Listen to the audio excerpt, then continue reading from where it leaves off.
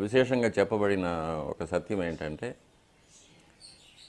మూల విరాట్టు ఉదయం సమయంలో బాలావస్థలో ఉంటారు, మధ్యాహ్నం యవ్వనంలో ఉంటారు, సాయంకాలం వృద్ధాప్యంలో ఉంటారు అని ఉదయం పూట స్వామివారిని దర్శనం చేసుకుంటే భక్తులకు ఒక దేహ కాంతి, శక్తి, మంచి విద్య అలవడుతుందని, మధ్యాహ్నం పూట దర్శనం చేసుకుంటే యవ్వనంలో కావలసిన పుష్టి, ఒక వర్చస్సు,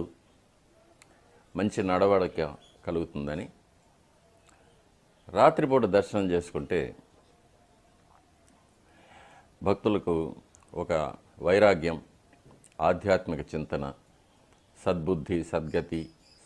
అవన్నీ కలుగుతాయనేది ఆగమశాస్త్రంలో